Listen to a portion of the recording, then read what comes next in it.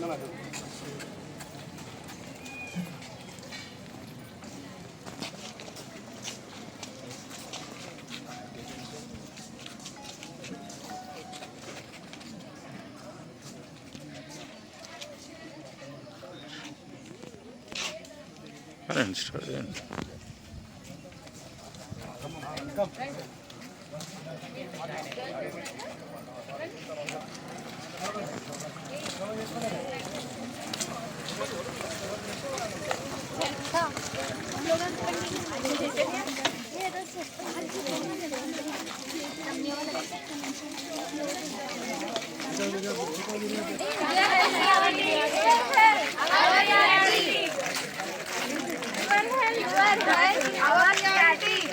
smile.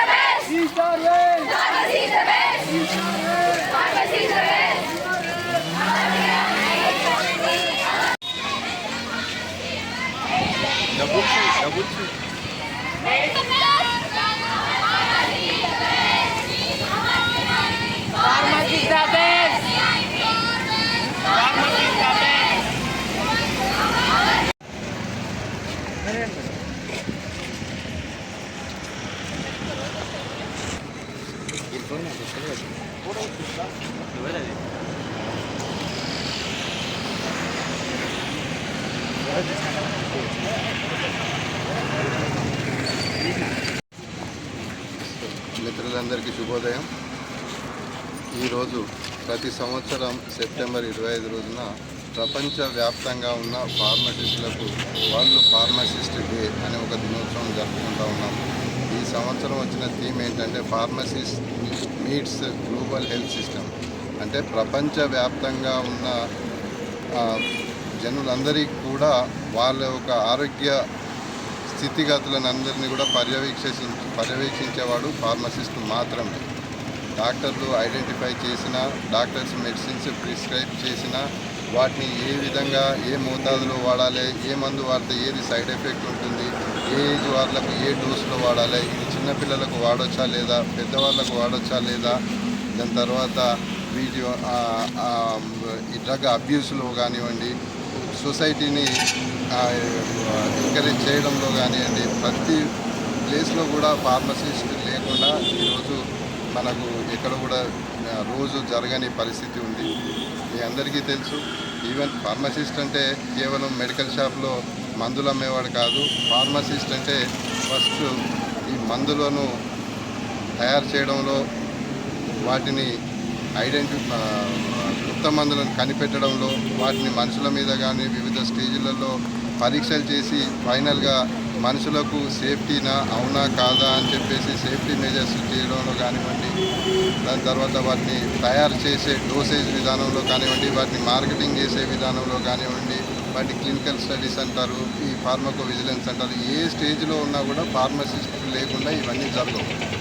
మీ అందరికీ తెలుసు, Covid టైంలో ప్రపంచవ్యాప్తంగా ఉన్న అతి పెద్ద వ్యాక్సిన్స్ విషయంలో చూస్తే మనము హైదరాబాద్ నుండే ఫస్ట్ వ్యాక్సిన్ ప్రొడక్షన్ అయింది. దాని తర్వాత మనకు మ్యాక్సిమం అన్ని దేశాలకు కూడా హైదరాబాద్ నుంచే మనం వ్యాక్సిన్స్ తయారు చేసి సప్లై చేయడం జరిగింది.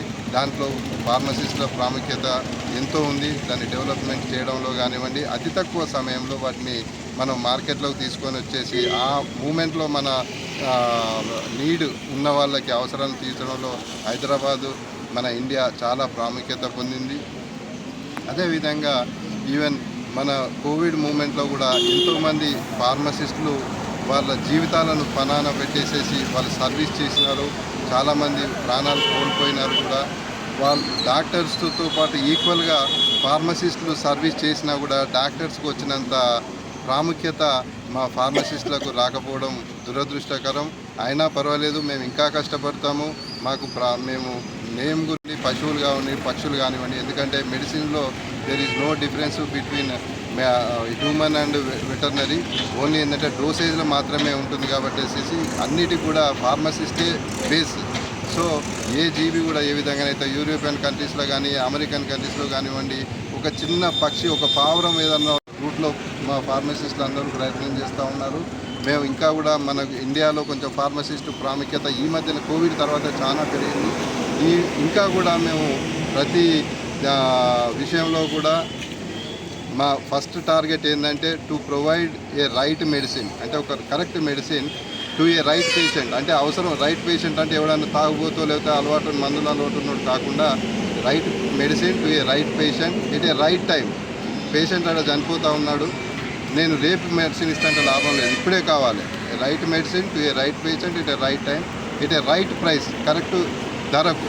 అన్ని వస్తువులకు రూపాయిన్నది పావులకు అమ్ముతాడు, రూపాయిన్నరకు అమ్ముతాడు, కానీ మందులన్నీ కూడా గవర్నమెంట్ ప్రభుత్వ ఆధీనంలో ధరలు ఫిక్స్ అయి ఉంటాయి కాబట్టి ఏ మందు కూడా దాని మీద ఉన్న ఎంఆర్పి కన్నా 5 పైసలు ఎక్కువ ఉన్నా కూడా వాళ్ళకు కఠిన శిక్షలు ఉంటాయి కాబట్టి సో ఫార్మసిస్ట్ డ్యూటీ ఏంటంటే యాజ్ ఏ డ్రగ్ రెగ్యులేటర్గా కానివ్వండి, యాజ్ ఏ టీచర్గా కానివ్వండి, యాజ్ ఏ కమ్యూనిటీ ఫార్మసిస్ట్గా కానివ్వండి, యాజ్ ఏ ఇండస్ట్రియలిస్ట్గా కానివ్వండి, ఏ విధంగా చూసినా కూడా the prime duty of responsibility of A pharmacist is to provide a right medicine to A right patient at a right time with a right price. ఇవన్నిటి కూడా meet అయ్యేందుకు మేము చాలా ప్రయత్నాలు చేస్తున్నాము. మీ అందరి కోఆపరేషన్ కూడా మేము కోరుకుంటున్నాం సార్. ఒకటి, ఇప్పుడు డాక్టరు మెడిసిన్ ప్రిస్క్రైబ్ చేస్తారు కదా సార్, డాక్టరు రోగ నిర్ధారణ చేయాలన్నా, రోగ నిర్ధారణతో పాటు మెడిసిన్ కూడా ప్రిస్క్రైబ్ చేసే హక్కు డాక్టర్కి ఉన్నదా? డాక్టర్లు వాళ్ళ డిఫరెంట్ వాళ్ళ ఈ రక్త పరీక్షలు, తెమ్నా పరీక్షలు, వాళ్ళ తెమ్నా ఇవన్నీ చేసిన తర్వాత ఏదైతే డిఫెక్ట్ ఉంటుందో వాళ్ళు ఇప్పుడున్న మన మెడికల్ కౌన్సిల్ ఆఫ్ ఇండియా ఒక రూల్స్ ప్రకారం పారాస్టమోల్ ట్యాబ్లెట్ అవసరం ఉంటే పారాస్టమోల్ ట్యాబ్లెట్ 500 mg ఈ డోస్ అని మాత్రమే రాయాలి. వాటి బ్రాండ్ నేమ్స్ రాయకూడదు, జనరిక్ నేమ్స్ మాత్రమే రాయాలి. ఆ జనరిక్ నేమ్స్ పట్టుకొని ప్రిస్క్రిప్షన్ తీసుకొని ఫార్మసిస్ట్కు దగ్గరకు వస్తే ఫార్మసిస్ట్ యొక్క బాధ్యత ఏంటంటే ఫస్ట్ ఫార్మసిస్ట్ అడుగుతాడు, నువ్వు ప్రెగ్నెంటా, నీకు షుగర్ ఉందా, నువ్వు 12 years ఎబవ్ ఉన్నావా, తక్కువ ఉన్నావా, ఒకవేళ టెట్రాసైక్లిన్ ట్యాబ్లెట్స్ ఉన్నాయి 12 years లోపు పిల్లలకు రాస్తే సారీ డాక్టర్ అని ఫార్మసిస్ట్ ఫోన్ చేసేసి 12 years లోపు బ్యాండ్ అనేది. తర్వాత ఈ ప్రిస్క్రిప్షన్ లేకుండా స్టీరాయిడ్స్కు సంబంధించిన ఆయింట్మెంట్స్ తీసుకొని వస్తారు, ఇది ఒక ట్యూబియోమ్ అని ఫార్మసిస్ట్ చెప్తాడు, ఇది స్టీరాయిడ్, ఇది షెడ్యూల్ H డ్రగ్స్, మీరు ప్రిస్క్రిప్షన్ రాసుకొని రమ్మని చెప్పేసి. తర్వాత అప్పుడప్పుడు డాక్టర్ వాళ్ళ ఉన్న తీవ్ర ఒత్తిడిలో ఒక ఏంటంటే ఒక ప్రెగ్నెంట్ లేడీకి వేరే ఏదో స్టీరాయిడ్స్ ఏదో పెయిన్ కిల్లర్ ఏదో రాస్తాడు. అప్పుడు అడగడు. మేము ఫార్మసిస్ట్ యొక్క బాధ్యత ఏంటంటే అమ్మ ఆర్ యూ ప్రెగ్నెంట్ అని అడిగితే వెంటనే డాక్టర్ ఫోన్ చేసి డాక్టర్ ఇది ప్రెగ్నెన్సీ ఉన్నది, మరి ఈ మెడిసిన్ రాసిందంటే అతను వెంటనే సారీ అని చెప్పేసి బ్యాక్ తీసుకొనేసేసి ప్రిస్క్రిప్షన్ చేంజ్ చేసే అవకాశాలు కూడా ఉంటాయి. సో ఫార్మసిస్ట్ బాధ్యత ఎప్పుడు కూడా చాలా ఇంపార్టెంట్. కానీ ఇప్పుడు ఉన్న పరిస్థితుల్లో మీరు చెప్పిన ఏవి కూడా ఇక్కడ గవర్నమెంట్ హాస్పిటల్లో కానీ ప్రైవేట్ హాస్పిటల్లో కానీ అమలు కావడం లేదు. ఎందుకంటే ఒక పేషెంట్ ఒక జ్వరం అని వెళ్తే ఒక ప్రైవేట్ హాస్పిటల్కి వెళ్తే దాదాపు ఒక 20 రకాల మెడిసిన్స్ రాస్తారు. ఇది ఎంతవరకు కరెక్ట్? ఇప్పుడు డాక్టర్లను కామెంట్ చేసే స్థితిలో మేము లేమండి. మా డ్యూటీ ఏంటంటే డాక్టర్ రాసిన దాని యొక్క ఇన్కంపాటబిలిటీ ఉన్నాయా, అది పేషెంట్కి సరిపడతాయా లేదా, ఏ డోసులో రాయాలనేది మాత్రమే మా బాధ్యత. ఆ విషయంలో మేము ఇన్వాల్వ్ అంటే మాకు అవకాశం లేదు దాన్ని కామెంట్ చేసేందుకండి. కాకపోతే ఏంటంటే అడగచ్చు, ఒక్కొక్కసారి 2 అనాలజెసిక్స్ రాసిందనుకో డాక్టర్ ఫోన్ చేసేసి సార్ మీరు ఈ పెయిన్ కిల్లర్కు 2 బ్రాండ్స్ రాశారు, 2 ఒకటి రాస్తే సరిపోతుందని మేము అడ్వైజ్ చేయొచ్చు కూడా అవకాశం ఉందండి సార్. చాలామంది కొంతమంది దగ్గర సర్టిఫికేషన్ లేకుంటుంది, కానీ వాళ్ళు ఎక్కడనో వేరే వాళ్ళది సర్టిఫికేషన్ రెంట్కి తీసుకుంటారు, మంత్లీ ఇంత పే చేసి. సో వాళ్ళు మెడికల్ షాపులు పెట్టుకుంటారు. సో వాళ్ళపైన గవర్నమెంట్ చర్యలు తీసుకోవడం లేదు, అంటే ఈ ఐడెంటిఫై చేయలేకపోతుంది గవర్నమెంట్. ఐడెంటిఫై చేస్తారండి. ప్రభుత్వ ఉద్యోగులకు ఏంటంటే కొన్ని రిస్ట్రిక్షన్స్ ఉంటాయి. మీరు చెప్పిన క్వశ్చన్ మీద ఏంటంటే 2 అథారిటీస్ ఉంటారు. ఒకటేమో డ్రగ్ కంట్రోల్ డిపార్ట్మెంట్ ఉంటుంది, రెండోదేమో స్టేట్ ఫార్మసీ కౌన్సిల్ ఉంటుందండి. మన స్టేట్ ఫార్మసీ కౌన్సిల్లో ఈ మధ్యనే ఎలక్షన్స్ అయినాయి, దానికి ఇంకా ఫుల్ ఫ్లెడ్జ్డ్ బాడీ లేదు. వాళ్ళు బాడీ ఫామ్ అయిన తర్వాత వాళ్ళు ఒక ఫార్మసీ ఇన్స్పెక్టర్స్ను రిక్రూట్ చేసేసుకొనేసి వాళ్ళ మెడికల్ షాప్స్ దగ్గర పోయి వాళ్ళ డ్యూటీ ఏంటంటే ఓన్లీ ఫార్మసిస్ట్ ఉన్నాడా లేడా, ఒకవేళ లేకుంటే అతను వేరే దగ్గర ఎక్కడైనా పనిచేస్తున్నాడా అని నిర్ధారించుకున్న తర్వాత వాళ్ళు రిజిస్ట్రార్కు కానివ్వండి, రిజిస్ట్రార్కు రిపోర్ట్ సబ్మిట్ చేస్తే వాళ్ళ ఆ ఫార్మసిస్ట్ కనుక 2 ప్లేస్లలో ఉద్యోగాలు చేసినా తెలిస్తే ఆయన రిజిస్ట్రేషన్ రద్దు చేసేందుకు రూల్స్ ఉన్నాయి. అది రెండోది ఏంటంటే డ్రగ్ కంట్రోల్ అధికారులు రెగ్యులర్గా ఇన్స్పెక్షన్ చేస్తూ ఉంటారు, సస్పెన్షన్స్ చేస్తూ ఉంటారు, తర్వాత వేరేవారు అవసరం అనుకుంటే మనం ప్రాసిక్యూట్ కూడా చేస్తూ ఉంటారు. కాకపోతే ఏంటంటే గత ప్రభుత్వంలో కొంత ఇబ్బంది కూడా ఎదుర్కొన్నాము. మన మినిస్టర్లే డైరెక్ట్ మెడికల్ షాప్ ఓనర్లను మీటింగ్లో పిలుచుకొని మీ దగ్గరికి ఏ డ్రగ్ ఇన్స్పెక్టర్ వచ్చినా కూడా మాకు చెప్పండి, 4 నిమిషాలలో మేము డిసైడ్ చేస్తామని చెప్పేసి ఒక రకమైన బెదిరింపు భయభ్రాంతులకు గురి చేయడము. దాని తర్వాత ఈ కమ్యూనికేషన్ సిస్టమ్ డెవలప్ అయిన తర్వాత కూడా ఏదైనా డ్రగ్ ఇన్స్పెక్టర్ పోయేసి ఏదైనా షాప్ మీద కొంచెం గట్టిగా చెకింగ్ చేస్తే వెంటనే ఆ ఊరి సర్పంచో లేకపోతే వార్డు మెంబరో లేకపోతే మీలాంటి విలేకరులు లేకపోతే వాళ్ళు ఫోన్ చేసేసి ఏంటి మీరు డబ్బులు అడుగుతున్నారంట కదా, ఇవ్వకుండా మీరు బెదిరించి కేసు పెడుతున్నారు. ఈ విధంగా ఏంటంటే వివిధ రకాలు వాళ్ళ సమస్యలు వాళ్ళకు ఉన్నాయి. వాళ్ళ బాధలను పట్టించుకునే వాళ్ళు ఎవరు లేరు. ఓన్లీ మీకు ఒకసారి కనిపిస్తూ ఉంది డ్రగ్ ఇన్స్పెక్టర్లు తెల్లగా ఉన్నారు, అదిగా ఉన్నారు, ఇది అనేది. అది కాదండి. వాస్తవంగా ప్రతి ఒక్క 40 సంవత్సరాలు దాటిన ప్రతి ఒక్క డ్రగ్ కంట్రోల్ ఆఫీసర్ కూడా ఏ బీపీతోనో బ్యాక్ పెయిన్తోనో మెడ నొప్పులతోనో షుగర్తోనో బాధపడుతున్నారు. అంత ప్రెషర్ ఉంటుంది. ప్రతి సంవత్సరం కూడా ఒక డ్రగ్ ఇన్స్పెక్టరు విధి నిర్వహణలో ప్రాణాలు కూడా కోల్పోతూ ఉన్నాడు యాక్సిడెంట్లో. ఎగ్జాంపుల్ అది స్టార్టింగ్ ఫ్రమ్ 2019 ఓన్లీ. నా wife also she was a deputy drug controller at Khammam and Warangal. ఆమె కూడా విధి నిర్వహణలోనే యాక్సిడెంట్లో ప్రాణాలు కోల్పోవడం జరిగింది. రీసెంట్గా 1 మంత్ బ్యాక్ ఆల్సో మధ్యప్రదేశ్లో ఒక ఆఫీసర్ కూడా ఫీవర్తో ఉన్నా కూడా మీరు అర్జెంటుగా రావాలంటే డ్రైవర్ లేకుంటే సెల్ఫ్ డ్రైవింగ్ చేసుకుంటూ పోయేసి ప్రాణాలు కోల్పోయిండు 15 రోజుల కిందనే. సో మేము drug control officers association all India ప్రెసిడెంట్గా మేము ఇటువంటి ఎక్కడున్నా కూడా మేము పోయేసి వాళ్ళ ఫ్యామిలీని ఆర్థికంగా సహకారం చేస్తూ వాళ్ళకు నైతిక సహకరిస్తూ మేము కార్యక్రమాలు చేస్తున్నాము. కాకపోతే ఏంటంటే మాకు జనరల్ పబ్లిక్ నుంచి కూడా సపోర్ట్ రావాలి. ఊరికే పేపర్ స్టేట్మెంట్ ఇవ్వడం లేకపోతే ఒకటి ఏదో మాట జారేసి ఏదో అనడం కాకుండా ఈ ప్రభుత్వ అధికారుల యొక్క సాధక బాధకాలు కూడా నాణానికి రెండో వైపు మీరు చూస్తే మా బాధలు కూడా అర్థమవుతాయని మీరు అర్థం చేసుకుంటారని నేను కోరుకుంటున్నాను. అందరికీ వరల్డ్ ఫార్మసీ డే శుభాకాంక్షలు అండి. సో సార్ అన్నట్టుగా మనందరికీ తెలుసు ఫ్రంట్ లైన్ వారియర్స్ అంటే మనం ఎస్పెషల్లీ మన రీసెంట్ కోవిడ్ టైమ్స్లో కూడా డాక్టర్స్ కావచ్చు, శానిటేషన్ వాళ్ళు కావచ్చు, ఫార్మసిస్ట్ కావచ్చు, వీళ్ళందరినీ మనము ఫ్రంట్ లైన్ వారియర్స్ అన్నాము. సో వీటిలో జనరల్గా శానిటేషన్ వాళ్ళు ఏం చేస్తారు, ప్రివెన్షన్ కోసం చేస్తారు. బట్ ఫార్మసిస్ట్ బోత్ పనికొస్తారు. ప్రివెన్షన్ చేస్తారు, ట్రీట్మెంట్ కూడా పనికొస్తారు వీటికి. సో ఈ ఫార్మసిస్ట్లకి యాక్చువల్లీ వీళ్ళ కోర్సెస్ ఉన్నాయి, బీ ఫార్మసీ, ఎం ఫార్మసీ, ఫార్మసీలో రీసెర్చ్ కూడా ఉంటుంది. సో మన ఇండియాలో నాకు తెలిసి రీసెర్చ్ ఫార్మసిస్టులు చాలా తక్కువ ఉన్నారండి. సో దీన్ని ఎంకరేజ్ చేయాలి మనం. ఎందుకంటే వీళ్ళలో నుంచి మంచి సైంటిస్టులు వస్తారు. వచ్చినప్పుడు మనకి కావాల్సిన డ్రగ్స్ కానీ లేకుంటే వ్యాక్సిన్స్ కానీ మంచిగా డెవలప్ అవుతాయి. అండ్ వెరీ రీసెంట్గా మనకు కూడా కోవిడ్ టైంలో we were the best actually. అన్ని ప్రతి కంట్రీ మన సైడ్ చూస్తారు, ఇండియా ఎప్పుడు సప్లై చేస్తారు మనకి. ఎందుకంటే మన టెక్నాలజీ మన దగ్గర ఉంది, మన దగ్గర సత్తా ఉంది. ఓన్లీ థింగ్ ఈస్ చిన్న మెంటరింగ్ కావాలి మన పిల్లలకి, ఎస్పెషల్లీ క్యారియర్ గురించి. సో ఈ ఫార్మసీ డే సందర్భంగా మేము అందుకే ఒక ఎక్స్పర్ట్ని పిలిచామండి, కోటేశ్వరరావు గారిని.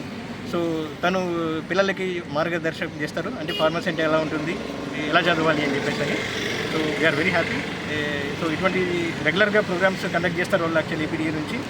సో ఇంకా ముందు కూడా ఇటువంటివన్నీ మన క్యాంపస్లో చేస్తాం. మన పిల్లలకి ఈసారి ఇప్పుడే చెప్పామండి, ఈసారి ఓన్లీ క్యాంపసే కాదు బయట స్టూడెంట్స్ కూడా ఆహ్వానిస్తామండి, పెద్ద ఎత్తున చేస్తాం.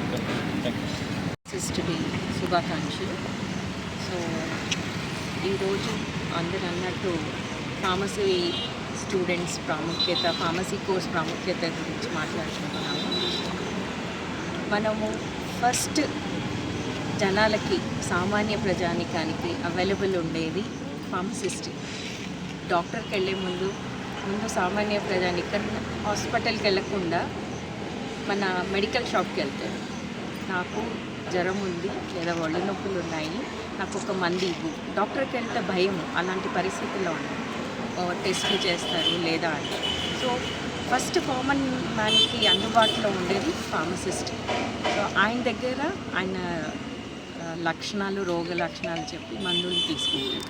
కానీ అది కరెక్ట్ పద్ధతి కాదు. బట్ ఎక్కువ నమ్మకంతో ఉండేది వాళ్ళే, జనాలకి ఎక్కువ నమ్మకం కుదిరింది వాళ్ళతో. సో అలాంటి వాళ్ళు మనకి చాలా సమాజంలో అవసరము. కానీ సార్ చెప్పినట్టు ఈ పద్ధతి కొంచెం మారాలి. ఎందుకంటే prevention is better than cure. మనము డాక్టర్ సలహాలు లేకుండా రాంగ్ మందు ప్రిస్క్రిప్షన్ తిన్నాము అనుకోండి, మనకు రోగం మనకు తెలియదు. డాక్టర్ చూసి చెప్పాలి మనకి ఏం జరిగిందని. కరెక్ట్ మందు ప్రిస్క్రైబ్ చేస్తే అది మనకి రోగానికి విరుగుడు జరుగుతుంది. సో అలా కాకుండా మనమే సొంత వైద్యం చేసుకున్నాం అనుకున్నా అది కూడా హానికరం. సో ప్రివెన్షన్ అనేది చాలా ఇంపార్టెంట్. సో అలాంటి వాటిలో గవర్నమెంట్ మంచి ఇనిషియేటివ్స్ తీసుకోవాలి. ఇంకా యాంటీబయాటిక్స్ వాడకం చాలా ఎక్కువగా అయిపోయింది. ఎలా అయిపోయిందంటే అది ఒక టాబ్లెట్స్ అంటే రోగం వచ్చిందంటే యాంటీబయాటిక్ వేసుకోవడం అనేది చాలా కామన్ అయిపోయింది. ఎలా అయిపోయిందంటే రోగ నిరోధక శక్తి తగ్గిపోతుంది రాను. సో అలాంటివి అవాయిడ్ చేయాలి. గవర్నమెంట్ స్ట్రిక్ట్గా ఇంప్లిమెంట్ చేయాలి. ఫార్మసిస్ట్ మెడికల్ షాప్స్లో కూడా వితౌట్ ప్రిస్క్రిప్షన్ అనేది ఇవ్వద్దు, ఏ టాబ్లెట్ అయినా ఇవ్వద్దు అనేది ఒకటి. అది మనని ప్రివెన్షన్ అని అంటాం. అంటే ఒక పెద్ద ఏదైనా ఎమర్జెన్సీ రాకుండా ముందే అవాయిడ్ చేయడం అనే దాంట్లో. సో ఫార్మసిస్ట్ రోల్ చాలా ఉంది. ఇంకా మన దగ్గర I'm happy to say that మన ఫార్మసీ దాంట్లో ఫార్మసీలో రెగ్యులేటరీ అఫైర్స్ ఈ ఇయర్ నుంచి మేము పెద్ద ఎత్తున స్టార్ట్ చేస్తున్నాం. అండ్ ఫుల్ అడ్మిషన్స్ కూడా అయ్యాయి. సో రాబోయే రోజుల్లో మన వైస్ ఛాన్సలర్ కానీ రిజిస్ట్రార్ కానీ అధికారుల సహాయంతో మేము ఇంకా కొన్ని కొత్త కోర్సులు ఏవైతే ఇండస్ట్రీకి అందుబాటులో ఉండే మార్కెట్ డిమాండ్ బట్టి ఆ కోర్సుల్ని అందుబాటులోకి తీసుకురావాలని మా ప్రయత్నం. ఒక విషయం మేడం, ఫార్మసీ ఇప్పుడు మెడికల్ షాప్స్ ఉన్నాయి కదా, చాలామంది కూడా వాళ్ళకు సర్టిఫికేషన్ లేదు. ఎక్కడో ఒక సర్టిఫికేట్ని బయట రెంట్కి తీసుకొచ్చి ఏమీ తెలియనోడు కూడా మెడికల్ షాపులు పెట్టి నడిపిస్తున్నారు. సో ప్రభుత్వం దృష్టిలో ఉన్నా కానీ ప్రభుత్వం అనేది వీళ్ళపైన ఎక్కడ చర్యలు తీసుకోవడం లేదు. అంటే ఇవన్నీ కూడా ఏంటంటే వ్యవస్థ లోపం. మనం కూడా ఉన్నాము. అందులో మనం కూడా ఉన్నాము.